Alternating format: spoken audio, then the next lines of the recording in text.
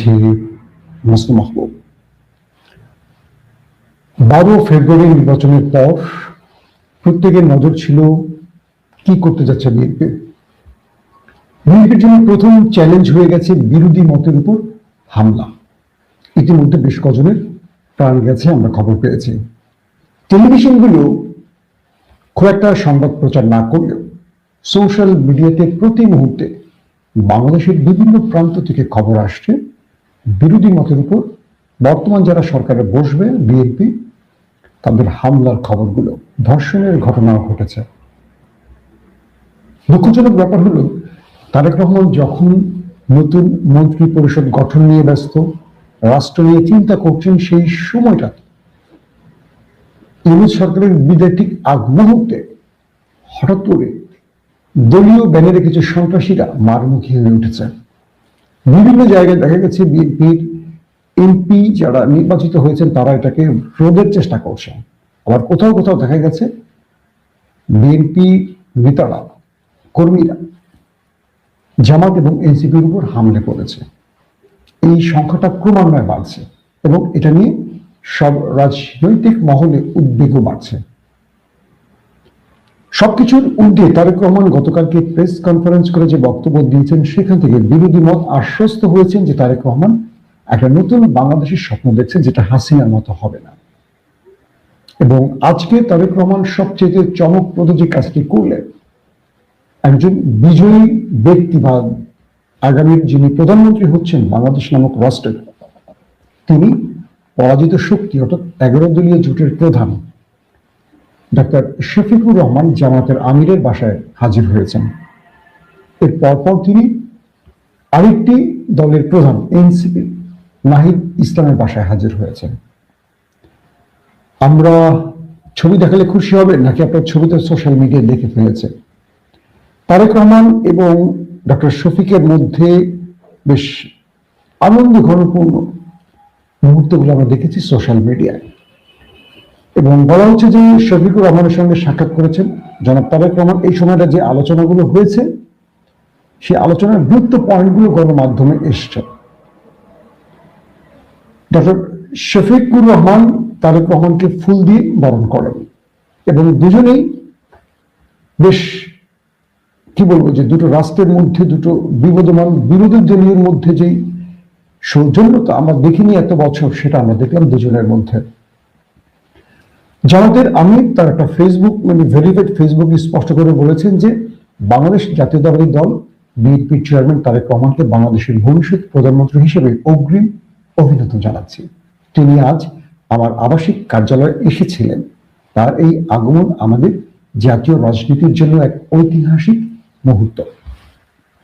আমি তার এই আগমনকে স্বাগত জানাই এবং প্রত্যাশা রাখি সংলাপ ও দায়িত্বশীলতার মাধ্যমে এটি রাজনৈতিক পরিপক্কতা ও পারস্পরিক শ্রদ্ধার এক নতুন অধ্যায় সূচনা করবে।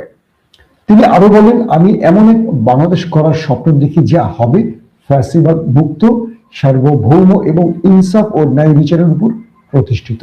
বাংলাদেশ জামাত ইসলামী এবং 11 দলীয় জোটের সাথে মিলে একটি সমৃদ্ধ, স্থিতিশীল ও আধুনিক রাষ্ট্র প্রতিষ্ঠার প্রতিশ্রুতিবদ্ধ, যা গণতান্ত্রিক মূল্যবোধ এবং সাংবিধানিক শাসনের উপর ভিত্তি করে পরিচালিত হবে।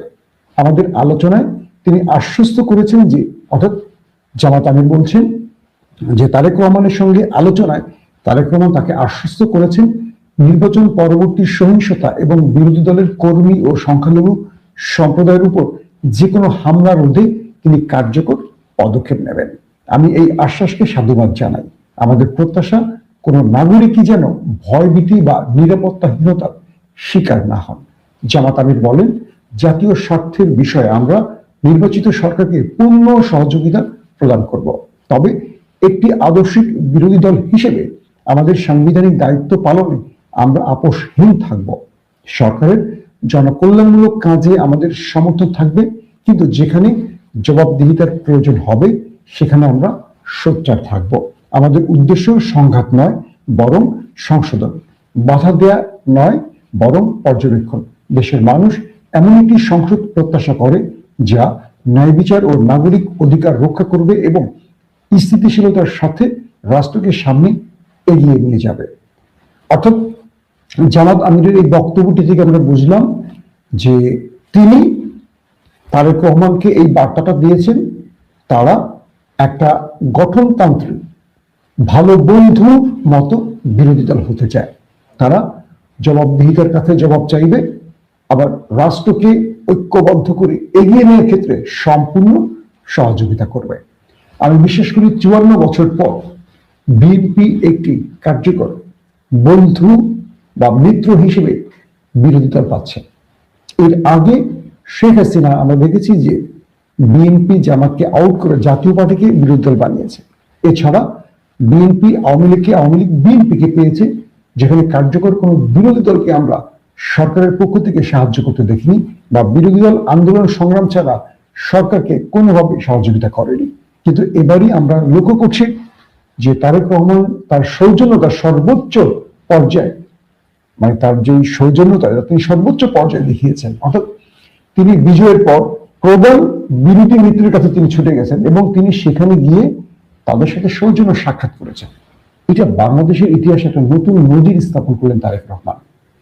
শুধু তিনি সেখানে যাননি, তিনি গেছেন নাহিদ ইসলামের সাথে দেখা করতে। সেখানে এনসিপির আক্তার সার্জিসরাও উপস্থিত ছিল।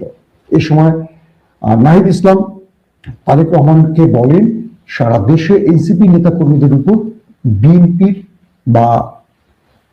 বিএনপির নামটি উচ্চারণ করে বলেছেন যে তাদের কর্মীরা আক্রমণ চালাচ্ছে, অনেককে মারধর করেছে, বাড়িঘর জ্বালিয়ে দিয়েছে। তারেক রহমান সেখানেও আশ্বস্ত করেছেন এটা বন্ধে তিনি সবচেয়ে শক্ত ভূমিকা পালন করবেন। তার মানে তারেক রহমান এই বিষয়টি ওয়াকিবহাল। প্রশ্ন এখান থেকে দুটো আসে, এটা তো আমাদের সিনারি আজকের। এই ঘটনা থেকে তারেক রহমান কি বার্তা দিলেন? জামাত তারেক রহমানকে বোঝালেন আমরা আপনাকে সাপোর্ট দেব রাষ্ট্রকে এগিয়ে নিতে, কিন্তু আপনি যদি কোনো ভুল করেন আমরা জবাব দিতে চাইব। গুড। তারেক রহমান বললেন যে আমি আপনাদের সহযোগিতা চাই রাষ্ট্রকে এগিয়ে নিতে। দুর্দান্ত একটি কথা বললেন তারেক রহমান, যে আমরা পূর্বের মতো ঘেউ করতে চাই না, কামড়াকামড়ি করতে চাই না ভাই ভাই। আমরা চাই এই রাষ্ট্র গঠনে যদি আমরা নিজেদের মধ্যে দূরত্ব কমিয়ে পার্লামেন্টে বসে কিভাবে মানুষের ভাগ্য পরিবর্তন করা যায় এই ব্যাপারে কাজ করি, তাহলে রাষ্ট্র এগিয়ে যাবে। তারেক রহমানের মূল থিমটি বা বক্তব্যটি এটি ছিল। পাশাপাশি তিনি এই যে দুই নেতার বাসায় ছুটে গেছেন, এটা দিয়ে তিনি বুঝিয়েছেন তার দরজা তিনি খোলা রাখতে চান বিরোধী দলের জন্য। প্রশ্ন হলো তারেক রহমান যেটি চান তাকে কি করতে দেয়া হবে? একদিকে দিল্লি, একদিকে শেখ হাসিনা, একদিকে বিএনপির মধ্যে ঢুকে পড়া বাম রাম বা ইসলাম বিরোধী মনোভাবপূর্ণ নেতারা, পাশাপাশি দিল্লির এজেন্ট নেতারা তারেক রহমানকে এই কাজটি সঠিকভাবে করতে দেবেন? কারণ আমরা জানি প্রত্যেকটা নেতাই, যারা দলের প্রধান, তারা একটা গ্রুপের মধ্যে আটকে যান, তাদেরকে আটকে রাখা হয়, অদৃশ্যভাবে তাদেরকে নিয়ন্ত্রণ করা হয় পেছন থেকে। এখন পর্যন্ত তারেক রহমান যা বলছেন, যা করছেন, দুর্দান্ত, অসাধারণ। কিন্তু যারা পেছন থেকে তাকে নাড়বেন, তারা কিভাবে নাড়বেন সেটা একটা গুরুত্বপূর্ণ বিষয়। দ্বিতীয় বিষয়টি হলো সারা দেশে বিএনপির কর্মীরা যেভাবে হামলা, ঘরবাড়ি জ্বালানো, মানুষের উপর আক্রমণ, দখলদারিতে শুরু করেছে, এটা তারেক রহমান জিরো টলারেন্সে নিচ্ছেন। অর্থাৎ এটা বন্ধ করার জন্য সর্বোচ্চ শক্তি প্রয়োগ করবেন, রাষ্ট্রের শক্তি তিনি এটা করবেন, এটাও তিনি বলেছেন। তার মানে বিএনপির সেই সব মাফিয়াদের বা সন্ত্রাসীদের দুর্বৃত্তের জন্য আসছে একটা দুঃসময়, এটা আশাবাদী আমাদেরকে করছে। আরেকটি বিষয়, আগামী সরকার গঠনে তারেক রহমান বিরোধী দলের কাউকে মন্ত্রিত্বের অফার করেছে কিনা এই বিষয়টি এখন স্পষ্ট হয়নি। এটি আমি জানার চেষ্টা করেছিলাম, কিন্তু এটির কোনো সদুত্তর পাইনি। তিনি নতুন মন্ত্রিসভা গঠন করছেন, সম্ভব অনেকের নাম আসবে। আমি দেখলাম বেগম খালেদা জিয়ার আমলে যারা সফল হয়েছেন মন্ত্রিত্বে তাদেরকে তিনি রাখছেন, যাদের বিরুদ্ধে অনেক অভিযোগ আছে অনেকে কাটছাট করছেন। সবকিছু মিলিয়ে আমার কাছে মনে হচ্ছে তারেক রহমান একটা পজিটিভ বাংলাদেশের দিকে এগুতে চান। তবে দিল্লি এবং হাসিনার জন্য দুঃসংবাদটা হলো তারেক রহমান তার মা এবং বাবার পথ ধরে হাঁটছেন, আপাতত তাই মনে হচ্ছে। অর্থাৎ একটা বিষয় খেয়াল করে দেখেন, বেগম জিয়ার মৃত্যুর আগ পর্যন্ত তিনি এই 4 দলীয় জোট থেকে যে 20 দলীয় জোট হয়েছে এটা ভাঙেননি, এটাকে অক্ষুণ্ণ রাখার জন্য তিনি বহুত লড়াই করেছেন। তিনি শেষ দিন পর্যন্ত সকল জোটকে কাছে রেখেছেন, আগলে রেখেছেন বট গাছের মতো, এবং জামাতও ভ্যানগার্ডের মতো বিএনপিকে সাপোর্ট দিয়ে গেছে। যখন ট্রাক কেউ সরাতে আসেনি, বালুর ট্রাক, তখন মালিবাগে জামাত শিবিরের 2 জন প্রাণ হারিয়েছিল খালেদা জিয়ার এই আন্দোলনে শরীক হতে গিয়ে, কিন্তু বিএনপি কোথাও নামেনি। তার মানে জামাতের সঙ্গে বিএনপির যে সম্পর্কটা ছিল বেগম খালেদা জিয়ার একটা দুর্দান্ত পারফরমেন্সের জন্য, তিনি একটা দল খালেদা জিয়া থেকে কোনো জোট ভেঙে আওয়ামী লীগে চলে গেছে। আবার জামাতকে দিল্লি এবং হাসিনা দুটো অফার করেছিল, যদি বিএনপি জোট ছেড়ে দেয় তাহলে তাদের নেতাদের ফাঁসি হবে না, তাদের কোনো না কোনো ভাবে দায় মুক্তি দেওয়া হবে। জামাত বেগম জিয়ার হাত ছাড়েনি, জামাতও তার সর্বোচ্চ বন্ধুত্বের প্রমাণ দিয়েছে। তো এখন প্রশ্ন হলো, আওয়ামী লীগ মুক্ত বাংলাদেশের জামাত এবং বিএনপি তারা সরকারি দল এবং বিরোধী দল হলেও তাদের মধ্যে একটা গুড আন্ডারস্ট্যান্ডিং আছে, কিন্তু আমাদের মাঠের কর্মীরা মনে করছে জামাত তাদের প্রধান শত্রু, আওয়ামী লীগ নয়। বিভিন্ন জায়গায় আওয়ামী লীগের অফিস খুলে দেওয়া হচ্ছে, বিভিন্ন জায়গায় আওয়ামী লীগের নেতারা প্রকাশ্য মিছিল করছে, যখন রাষ্ট্রীয়ভাবে আওয়ামী লীগকে নিষিদ্ধ রাখা হয়েছে। অর্থাৎ বিএনপির যেসব নেতারা এই কাজগুলো করছেন তারা কি বুঝতে পারছেন এটা দলের আদর্শের বাইরের একটি কাজ, বা তারা যে কাজটি করছেন আগামী দিনে এটি তাদের জন্য সবচেয়ে ভয়ঙ্কর মাসুলের কারণ হতে পারে? বিএনপি মনে করছে তারা আওয়ামী লীগকে সুবিধা এনে দিলে তারা সুবিধা পাবে। এবার নির্বাচনে বিএনপি জিতল হিন্দু এবং আওয়ামী লীগের ভোটে, মানলেন। যদি এই ভোটগুলো সুইং করত বা যদি এই ভোটারগুলো না আসতো তাহলে জামাত কিন্তু ক্ষমতা এসে পড়তে পারতো, এরকম একটা সম্ভাবনা তৈরি হয়েছে। আবার জামাত আশা করেছিল তারা হিন্দু এবং আওয়ামী লীগের ভোটগুলো পায়। আওয়ামী লীগ এবং হিন্দুরা জামাতে ভোট দেয়নি, কোনোভাবেই দেয়নি। আমি এমন হিন্দুকেও বলতে শুনেছি তারা অপেক্ষা করছিলেন যেন জামাত আসে ক্ষমতায়, যারা একটু শিক্ষিত হিন্দু, তারা মনে করছেন যে জামাত আসলে তাদের জন্য ভালো। আবার যারা একটু অশিক্ষিত হিন্দু তারা তো ওইসব বোঝেন না, তাদের মাইন্ডের মধ্যে যে সফটওয়্যার আছে সেই সফটওয়্যার তারা চলেন, সেভাবে তারা জামাত যেহেতু একটু ইসলামিক দল তাদেরকে ভোট দেননি। কিন্তু আসল জায়গাটা কি হলো, তারেক রহমান যখন চলে গেলেন ডক্টর শফিকের বাসায় তখন দিল্লিতে আগুন জ্বলা শুরু হলো, কারণ তারা এটি চাননি। তারা চেয়েছেন যেন জামাত এবং বিএনপির মধ্যে দূরত্ব বাড়ে, সংঘর্ষ বাঁধে, আর এখান থেকে তারা সুবিধা নেবে। আওয়ামী লীগের যারা বিএনপির কোলাবোরেটর, যারা বিএনপির সাথে নীরবে কাজ করছেন, গুপ্ত আওয়ামী লীগ যারা বিএনপিতে আছেন, তারা এখনো চাইছেন তারেক রহমানকে বোঝাতে যেন আওয়ামী লীগকে রাজনীতিতে আবার স্টাবলিশ করা যায়। এখন পর্যন্ত তারেক রহমান এই বিষয়ে কোনো স্পষ্ট বক্তব্য দেননি।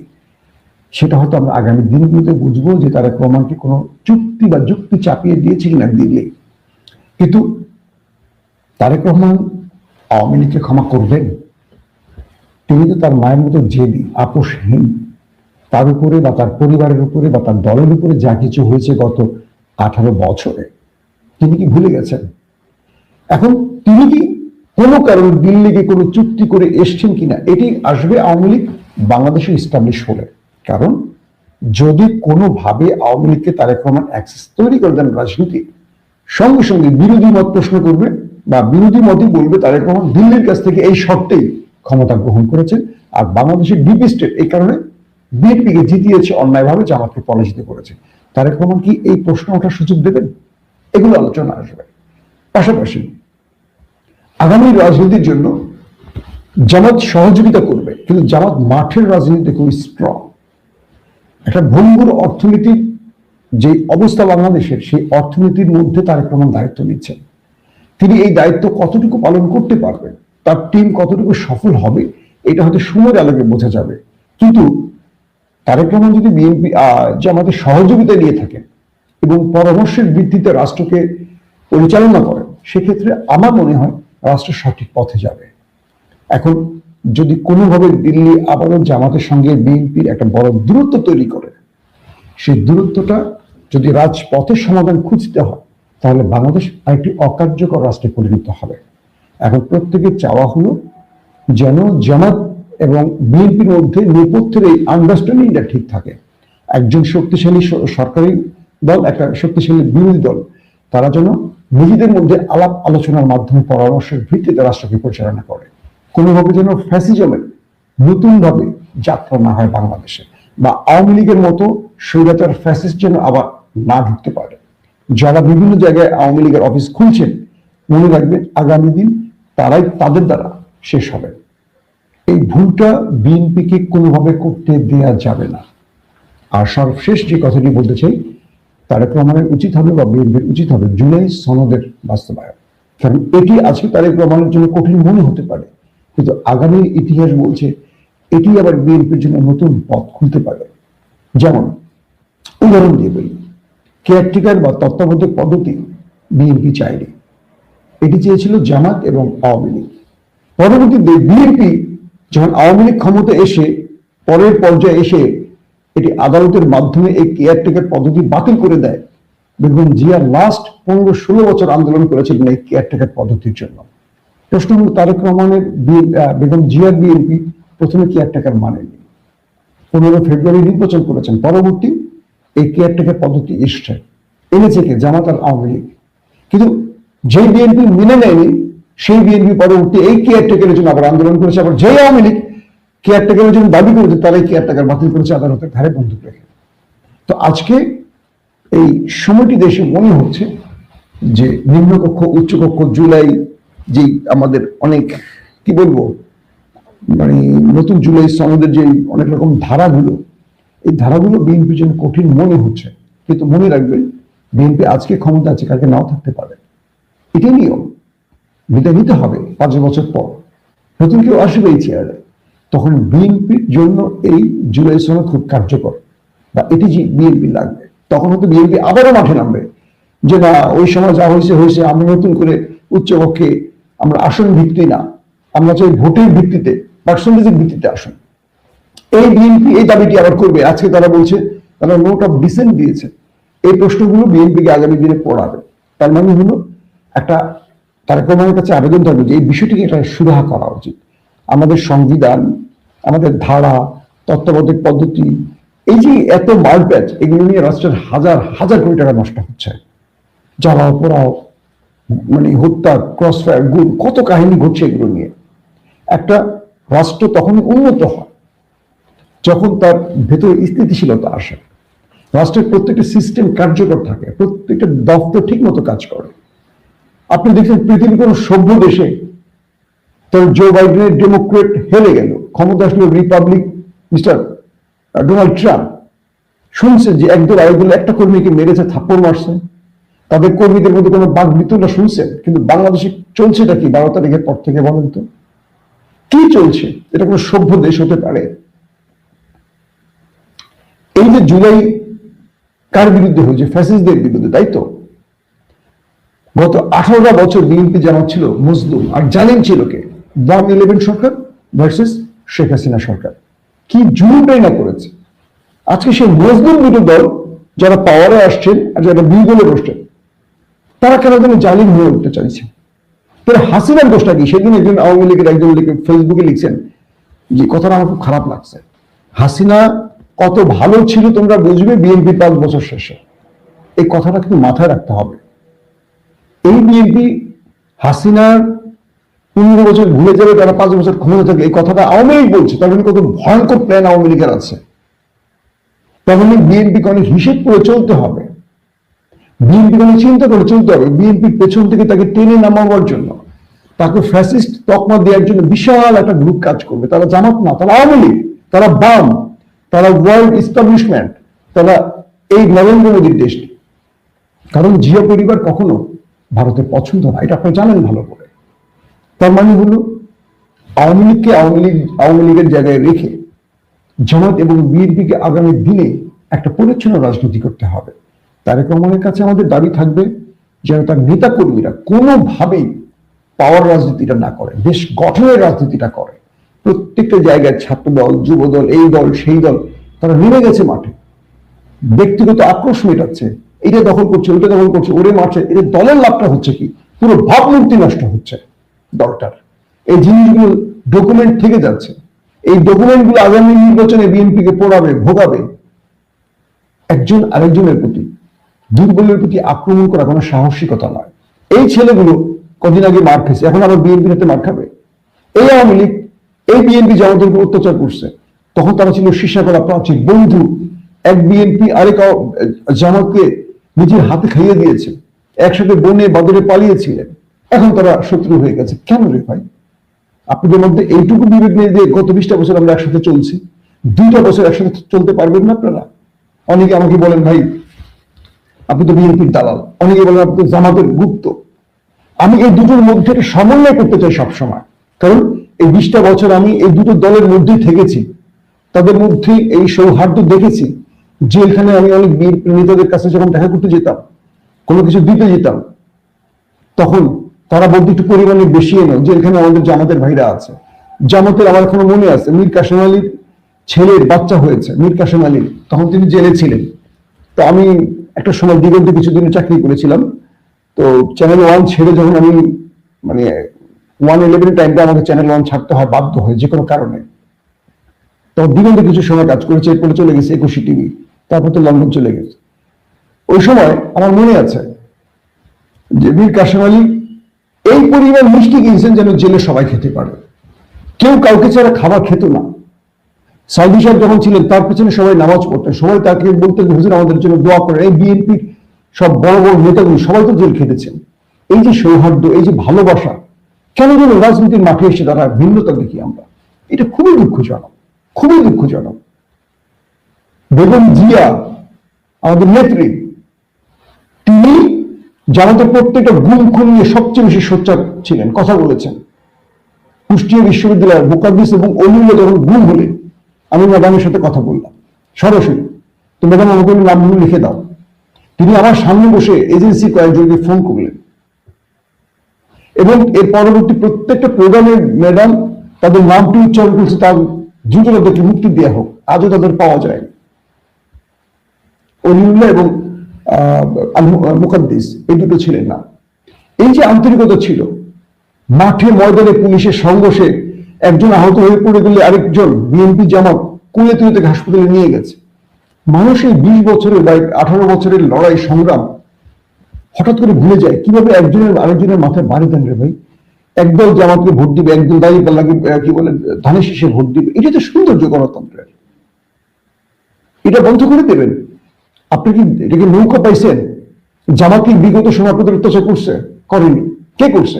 আওয়ামী লীগ করেছে। আওয়ামী লীগের অফিসগুলো খুলে দিচ্ছেন আপনারা, আর জামাত আর ধানের শীষ হয়ে গেলেন শত্রু। এটাই তো শেখ হাসিনা চায়, এটা তো দিল্লি চায় রে ভাই, বোঝেন না কেন? আমার কথাগুলো মন দিয়ে শোনেন। আমি এই দুটো দলের মধ্যে সমন্বয় করতে চাই সবসময়। আমি চাই এই দুটো দল এক থাকুক, রাষ্ট্র গঠনে এরা একসাথে কাজ করুক, দুজন দুজনের বিরোধিতা করুক, সেটা পরিশীলিত ভাবে, সেটা গঠনতান্ত্রিক ভাবে, সেটা সৌন্দর্য রক্ষা করে, শিষ্টাচারের মধ্যে। আমার বাড়িতে আগুন ধরাই দিবেন, কালকে আমি ক্ষমতা আসলে আপনার বাড়ি আগুন ধরাই দিব, তো এইটা তো নিয়ম হবে। এটা বন্ধ করেন না রে ভাই। আপনার নেতা এটা কি নির্দেশ দিয়েছে? আপনার চাঁদাবাদীর সুবিধার জন্য এটা করছে, তাই তো? আওয়ামী লীগ বহাল তো বিয়েতে আছে, জামাত বিএনপি জামাতকে মারবেন কাটবেন, এটা কোনো মানে আমাদের এই মুসলিম দেশ, একটু বিবেক বুদ্ধিকে কাজে লাগান যে কি করছি আমরা। এটা বন্ধ করেন প্লিজ, এটা বন্ধ করেন। এটা বন্ধ না করলে আমাদের রাষ্ট্রটাকে ভুল পথে পেছন দিকে কেউ নিয়ে যাবে, আবারও ফ্যাসিজম কায়েম হবে। মনে রাখবেন, এই বিএনপিকে আগামী 5 বছর পর আবার ভোট চাইতে হবে, তখন এই ডকুমেন্টগুলো সেদিন মানুষের কাছে হাজির হবে। জামাত 12% থেকে 35 বা 40% চলে আসছে, বুঝতে পারছেন কেন আসছে? আমাদের ভুলের জন্য। গত 15 মাসে আমাদের চাঁদাবাজি টেন্ডারবাজির জন্য আসছে। নিজের দলটাকে নিজেরা ক্ষতিগ্রস্ত করছি। সবসময় তো মেকানিজম করতে পারবেন না। মানুষ ঘুরে দাঁড়াচ্ছে বলে হাসিনা দেশ ছেড়ে পালিয়েছে। মানুষকে ক্ষিপ্ত করবেন না, মানুষ জুলুম পছন্দ করে না। আমরা বিএনপি সরকারকে সাপোর্ট দিতে চাই, সমালোচনা করব, সেটা আমাদের গঠনতান্ত্রিক উপায় করতে হবে। বিএনপি এখন সরকার গঠন করবে, অনেক ভুল ত্রুটি হবে, সেটা আমরা সংশোধন করে দেব, কিন্তু রাষ্ট্রের ক্ষেত্রে আমাদেরকে প্রত্যেকে এক থাকতে হবে। বিএনপি এটা মামুলি ভুল করবে আর আমরা রাস্তায় মিছিল মিটিং জ্বালাও পোড়াও করবো, এটা যেন এবার আর না হয়, এবার যেন এটা না হয়। জনাব তারেক রহমান খুব দুর্দান্ত যে কাজটি করলেন, দুর্নীতির বাসায় গেলেন, তিনি বোঝালেন আমি আমার বাবা মায়ের মতো রাজনীতিটা করতে চাই, সবাইকে সঙ্গে নিয়ে রাজনীতিটা করতে চাই। জিয়াউর রহমান এই কাজটি করেছিলেন। তিনি সবাইকে রাস্তা করে দিয়েছেন। রাজনীতি বহুদলীয় গণতন্ত্রের প্রবক্তা বলা হয় কেন তাকে, ঠিক তারেক রহমান সেই কাজটি করছেন। কিন্তু নেতা কর্মীদের মধ্যে যে জিজ্ঞাসা এটা